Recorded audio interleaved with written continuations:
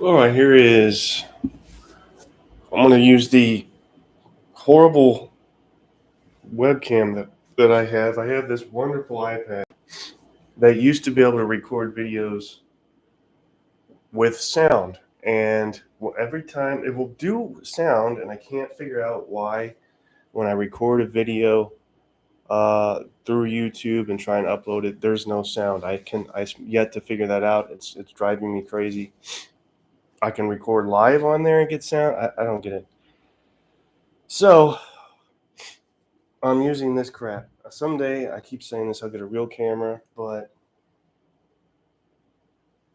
I can't back up far enough, I don't think, to get this all in. That's the full table. As it turns out, I have just enough space for that Legrand bottle setup, and each card, of course, is a space, and we're looking at 26, 1, 2, 3, 4, 5, 6, 7, 8, 9, 10, 11, 12, 26 spaces, and just by sheer chance, this turned out that it fit on here width-wise, and no problem depth-wise either. Something I've fiddled with off and on. This is usually something I do when I head back home. Maybe if I set it here, because the cards are easy to transport, so that's usually when I fiddle with card stuff. Sorry guys, I'm trying to set this up back here. Much better, okay. Move this out of the way too. Yeah, because the cards are easy to transport, you don't have to lug a lot of stuff. There was a chap a while ago, forget his name, but I think the last time I had done this was probably last Christmas, and he seemed fairly intrigued by how it worked, and I told him at some point I would get to it and break that down for him. So this is potentially what I'll do, and it's something, again, that I haven't done for a while. So this is a Commands and Colors, go figure, scenario from Legrand Bottles. This is an official scenario. There is a Legrand Bottles expansion coming out someday. They seem to be taking their time with it. I guess other things have priority. But if Mr. President is any indication of how long something can take, that's not good news for Commands and Colors fans. So this is the setup as faithfully as I can get. Now these are obviously not hexes. These are this is going to be a square grid, as faithfully as I can get with having it coincide with the hex setup. It's not exact, it's not perfect, but it's close and it'll work.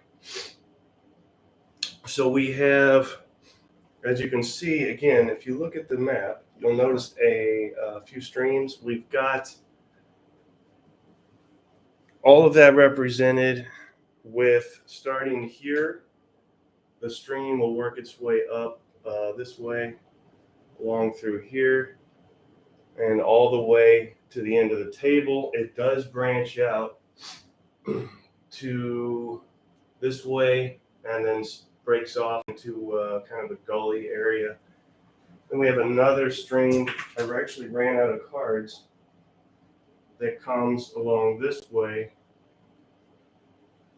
And then we have other things, and this guy just fell off. I knocked him off. Where does he go? On the corner, okay. And the cards are, the unit cards are from Battles of Napoleon, the Eagle and the Lion. The terrain cards should look familiar, that's from up front. We've got building cards representing villages, towns, so this would be, let's see,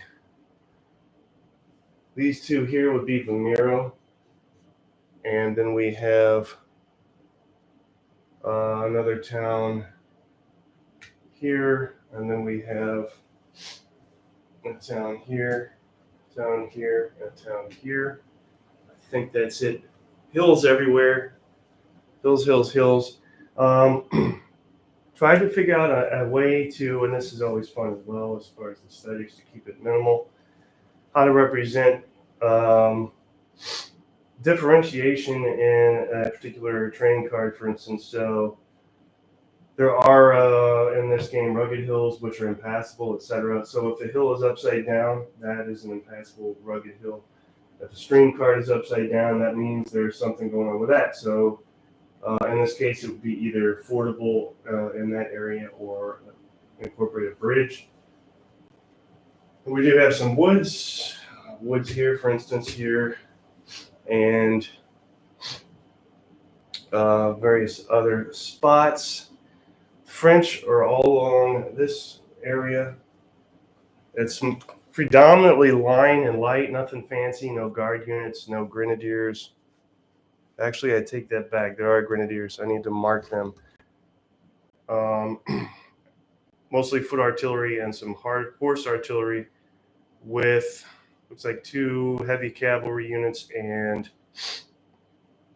3 heavy cavalry and 2 light cavalry units. Then with the British, it's kind of a mixed bag with, again, line and light, foot artillery, horse artillery.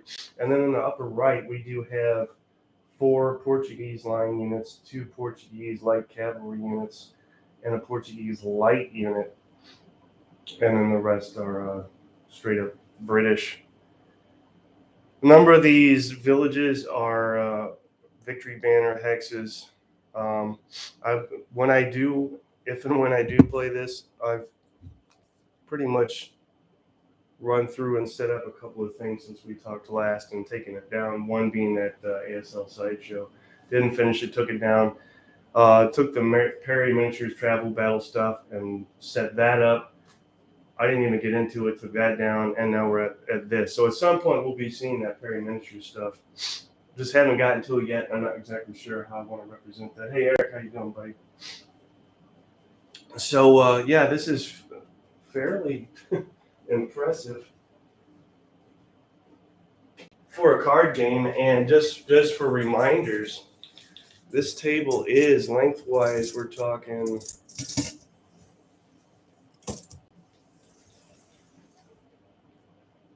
about 6.5 feet long or 80 inches. And that's all, again, that lengthwise, that's all used for this gameplay. And then depth-wise, we're talking close to 4 feet, so about 45 inches deep. That's the table size, fairly significant size. Again, that being because we're doing the biggest scenario that you can do for commands and colors. Still remains to be seen what rules I will incorporate into this. I've got the Nazzle stuff as wardrobe came up with. So where is that at? Somewhere. There it is.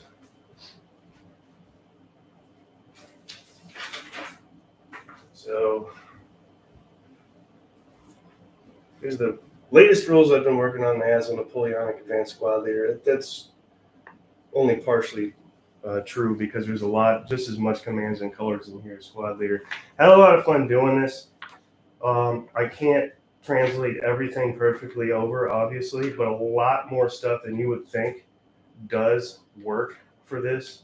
So I may continue in this vein, or I may go down yet another road, something that's been percolating, which is kind of a one-off for everything mechanic type game. And what I mean by that is it's the same, you do the same thing for command, movement, and attacks. And essentially it consists of a range of between 5 and 10. So 5, 6, 7, 8, 9, 10. You roll 2d6 and equal or less than is what you want. And that's how you would pass your command checks, morale checks. That's also how you would attack. So again, equal or 1 less, and that would be 1 hit. 2 less would be 2 hits, etc. So the same mechanic for everything across the board. I think that'd be kind of a hoop to come up with as a universal mechanic for the entire game, just to see if it can be done. Otherwise,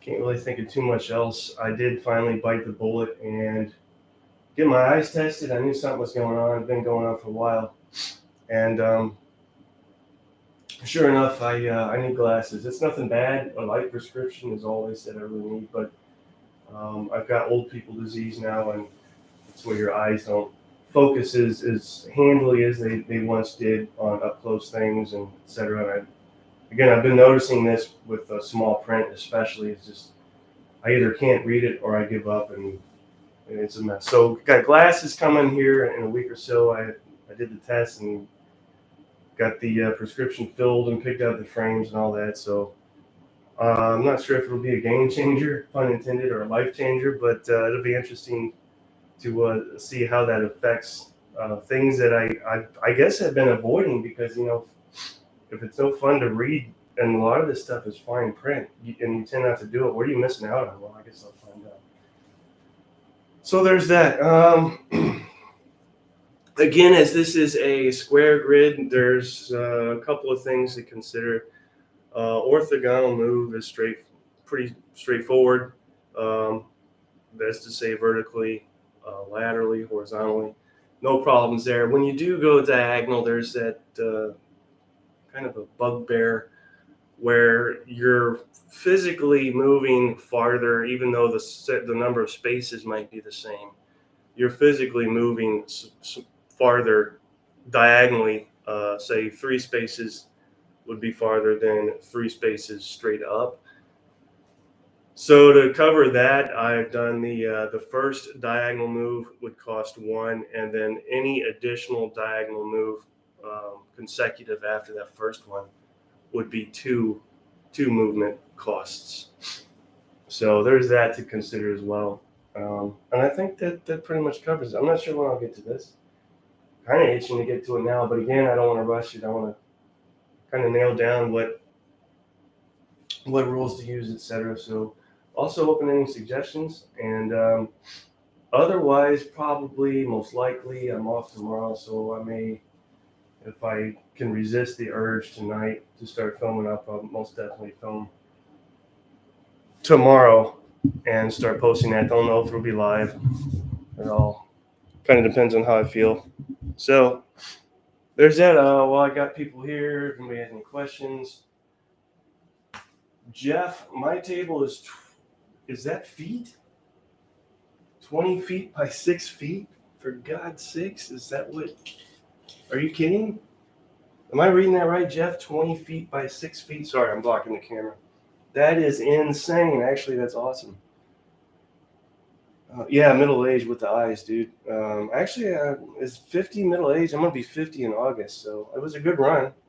The eyes held up for a while, and then until they didn't. So, yeah. But otherwise, I think that's pretty much it. Anything else I say will be just fluff that has no value or bearing on anything. But between now and then, yeah, any questions, suggestions, put it below. And looking forward to doing this. Again, I spun my wheels on a couple of things here. Again, that ASL sideshow was a brief moment of fun, and then I burned out on that and had to move on to the next thing. So I'm hoping I'll gain traction with this. And it seems weird having cards set up when I've got literally probably now thousands of little dudes just hanging out on shelves all over this room to have them sit idle while I mess with cards. But hey, variety is the spice of life, and you got to change it up sometimes. So, all right, that's what we have on tap, and we'll talk soon. Yeah, that's awesome, Jeff. I don't know if you post anything. I'll check and see, but would love to see pictures or videos of that. Have you looked at Napoleonic Saga? Is that an actual thing? And it's funny you should mention that. Napoleon, no, I'm going to have to check here real quick. Napoleonic Saga, as in that card game that came out a while. Yeah, that one. I've looked at that, and that's about it. I hadn't really considered anything beyond that, but something that I had considered is uh, is Saga, but Saga as in the Gripping Beast saga with like the Viking Age stuff. It's intriguing how and again this goes into my fondness for rules mechanics with this stuff. That Saga stuff with what you have battle cards and you roll dice and you kind of dice draft your actions and special actions and things. That's another thing that's been kind of on the back burner of my mind. How to do that with Napoleonic. So again, not the Napoleonic Saga card game that already exists, but straight taking the Saga rules and stripping them, and then uploading them into a Napoleonic format. I think that would be cool as well. I'm not exactly sure how I would pull that off, but yeah, it's funny you should say Napoleonic Saga because that is something in a sense that I've considered. The other thing that I've considered, and you'll see that this is out. I keep coming back to this and fiddling with it, in so much as how to turn that into a Napoleonic card game, and I don't know. That's where I'm at these days. That's what's challenging and fun for me is coming up with rule systems and adapting things and kit bashing things and melding and meshing things, et cetera, et cetera. So you guys should know well enough if you've watched any of this channel. So yeah, Napoleonic Saga. Yeah, I know what you're talking about, Jeff. So, not a fan of Saga. Do Lion Rampant instead. Well, I don't know that I'll ever get to the Saga thing again. It's just an idea among a myriad of ideas that go fall by the wayside and never come to fruition. But was something I had considered. Lion Rampant, I'm also aware of. Never played it. But I'm aware of that as well. Is there anything else that anybody has that they'd like to talk about? I mean, I'm in no hurry, but I always feel like I'm keeping you guys. I don't know why. You wouldn't be watching if you didn't have time, but I feel like if I don't have anything of worth to say, I'm stealing your time, which is valuable. What is it, Sunday? So yeah, you've got just a handful more of hours, and then it's back to the grind with the work week. My weekends tend to conform to a Sunday, Monday format these days. So tomorrow's my Sunday, actually. Tonight's my Saturday night. So yep. Okay. I guess if that's it, I'll cut you guys loose, and we'll talk soon. All right, guys. Take care.